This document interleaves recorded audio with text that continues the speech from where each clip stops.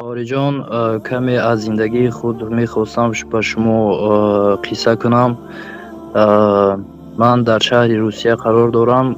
Зиёда аз 5 сол мешавад. Ба як мушкилӣ беҳад азим гирифтор шудаам. Худованд маро бахшад. Ман аз шумо мехостам як тавсияи бародарона ба ман диҳед. Шояд ки ба мисли ман дигар бародарони зиёд ҳам бошанд ки бар ин мушкилӣ гирифтор ҳастанд. ман дар ин тӯли ин 5 сол зиёда аз 870 000 маблағи русӣ ҷамъ карда будам ки имсол мехостам ба назди падар ва модари худ баргашта дар ин маблағ мехостам ки ба оила барпо кунам. падар ва модари ман ҳам ҳамагӣ мо дар ин масъала будем ки ман бояд ба ватан баргашта оила барпо кунам.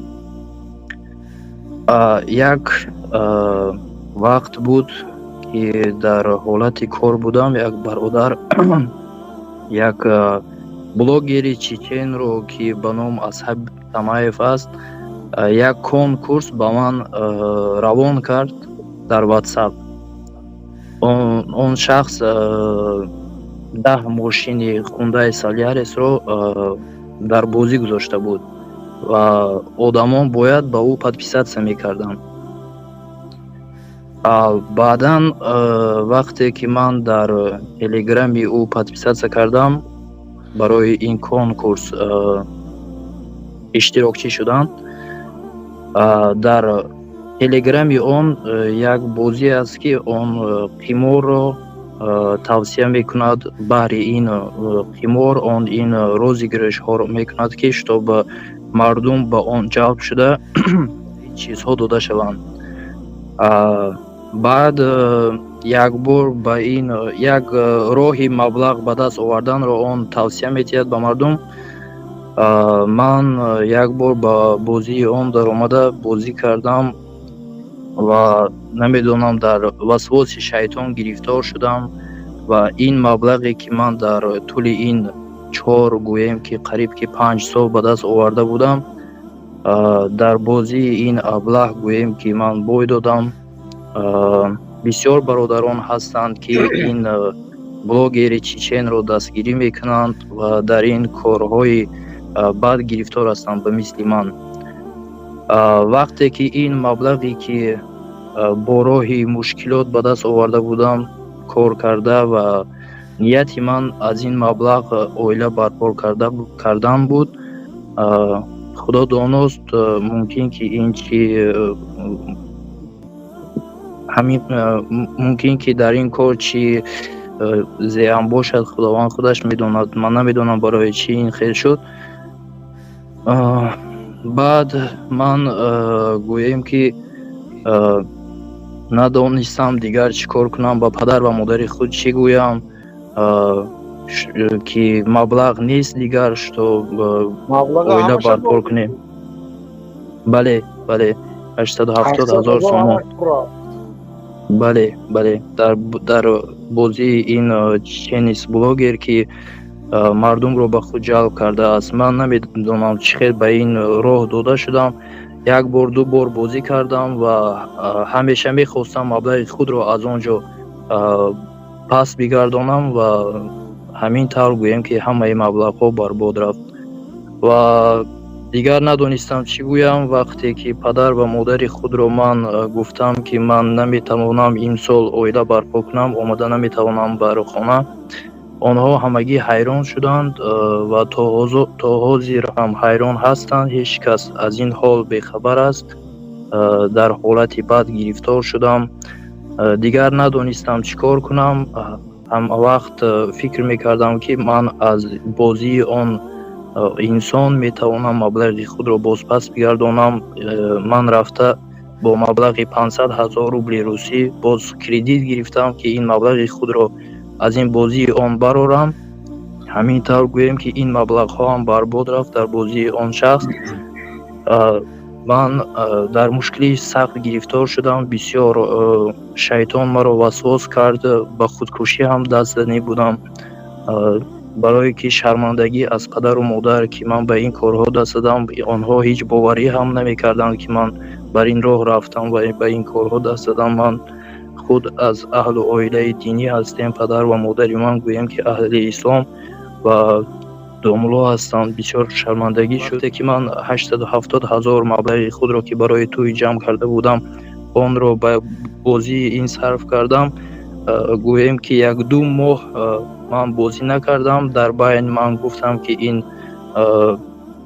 از این گروه من انشاءالله برمیگردم و همین طور نشد.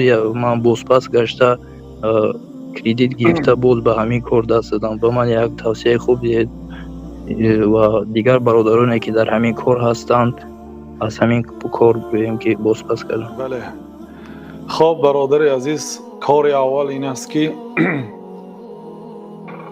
طهارت کنید، 2 رکعت نماز گذارید، به الله تعالی حمد و ثنا گویید، صلوات به پیغمبر صلی الله علیه وسلم گویید، کلمه گردانید اشهد ان لا اله الا الله و اشهد ان محمدا عبده و رسوله و دعا کنید و توبه کنید. وقتی که توبه میکنید به کاری کردتان پشیمان میشید و از همین گناهی کردگیتان از الله تعالی مغفرت میپرسید، الله تعالی خرسند میشد و الله تعالی توبه را قبول میکند.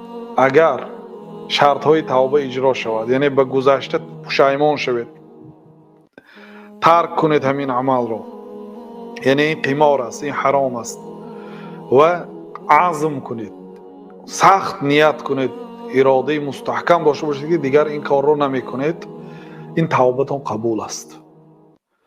و وقتی که توبه کی کردید، توبه کی قبول شد، الله تعالی خرسند میشد از بندش. ملک از آن الله است، ملک در دست الله است، دنیا در دست الله است. در یک میجه زدن با شما رو به حاجت میکند. لیکن تا آن روزی که الله تعالی دعای شما رو اجابت کند، شما صرف و خراجات را کم کنید، صرف و خراجات را کم کنید. شما البته راه خطای اختیار کرده. چقدر برادرای تاجیکی که خود تاجیک ها چقدر مردم همین کانکورس های دروغین را اجرا میکنند، نامش کانکورس ماندیان. پیامبر صلی الله علیه و آله 1400 سال پیش خبر داده بودند که حالا زمانه میاد که مردم عرق می نوشند و نامش دیگر چیز میگن. عرق نمیگن، تبلیتکه ها میبراید، یعنی که تبلیتکه به چای میخورد یا بوی میکشد یا به شپریست به بدنش میدرارد. این مانند عرق نیست، لیکن همون وظیفه اجرا میکنند. یسمونها بغیر اسمها، نامش تغییر میتید، نامش کانکورس ماندیه، مسابقه، ولی او قمار است. تاجیک ها افسوس که همین کار کرده ایستادیان.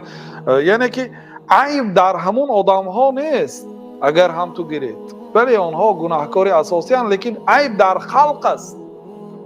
عیب در خلقی که همانا خریداری میکنند. اگر هیچ کسی نخرد، اونا نمیتونن دیگه این بازیشون اجرا کرد. بنابراین عیب در خود ما بسیار است. برادرای عزیز، دین و دنیا آخرت خود رو نسوزه. اگر ببینید این برادر میگه من 800,000 پول داشتم، میخواست با پولش زیادتر کند و بعد خانه دار شد. پیامبر صلی الله علیه و سلم میگه که لو کان لابن آدم وادیا من ذهب احب ان یکون له وادیان. فرزند آدم اگر یک وادی طلا داشته باشد، یک وادی گفته بین 2 کوه میگفت، از این کوه میفراید تا این کوه، چقدر چقوری هست. همین اگر پر از طلا باشد یک بنده الله تعالی، همین قدر اگر طلا داشته باشد، احب ان یکون له وادیان، دوست می داشت است که 2 وادی داشته باشه. میگوید که یک وادی دیگر الله میداد، بعد ویشه کم کم خیر میکردیم، اینشه برای خودمون صرف میکردیم. ولن یملأ فاه الا التراب، دهان فرزند آدم رو فقط خاک پر میکند، خاک پر میکند. یعنی انسان سیر نمیشد، طبیعت انسان است. انسان محبت دنیا دارد، پول و مال را دوست می‌دارد. این پول مهنتی 5 ساله حلاله که 800,000 روبل که جمع آوری کردید از دست دادید. و کسی که میخواهد با این پول پولدار شود، اگرچه در راه اسلام خیر کندم، الله تعالی میگه که ولا تیمموا الخبیث منه تنفقون، ولا تیمموا الخبیث منه تنفقون.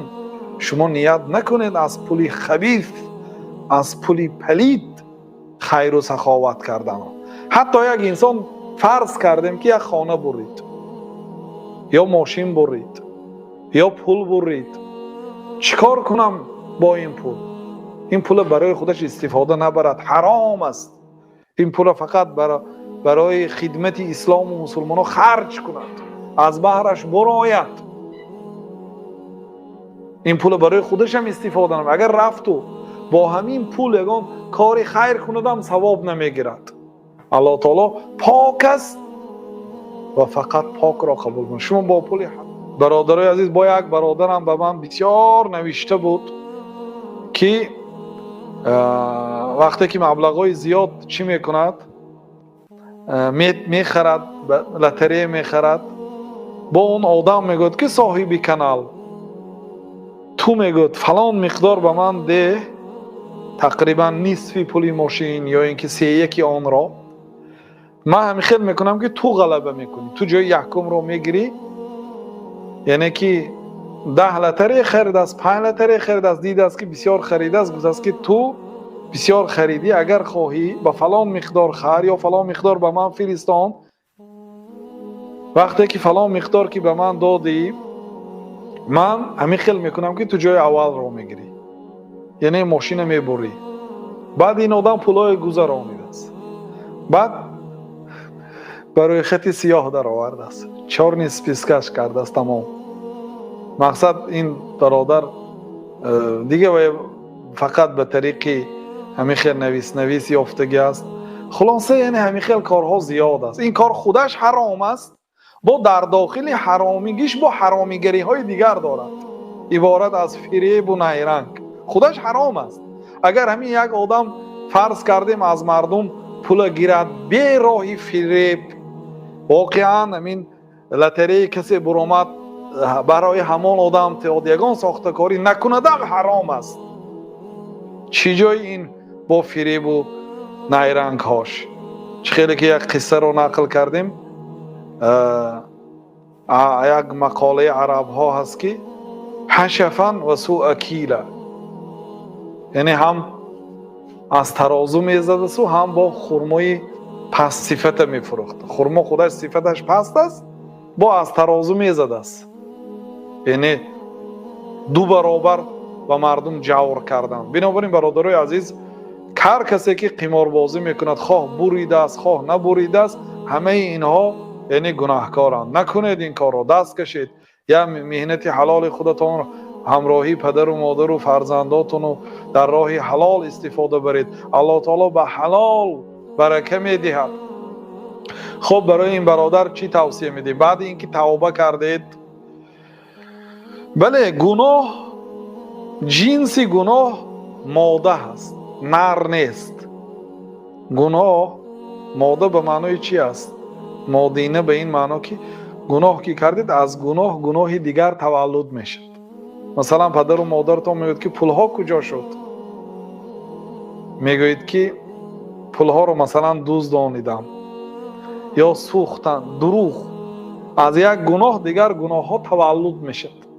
یا مثلا خیلی که میگه دست به خودکشی زدم، این قریب که دست به خودکشی میزدید، این دلالت به ایمان شما. اصلا ایمانتان کمی کرد که ایمانتان ناقص بود که شما به همین راه دست زدید. برای آنکه شما وقتی که به این راه دست زدید، خوشبختی اگر رفت و غلبه هم میکردید، فکر نکنید که شما پولدار شوید خوشبخت میشید. چقدر پولدارها هستند که بدبختترین خلقی روی دنیا هستند.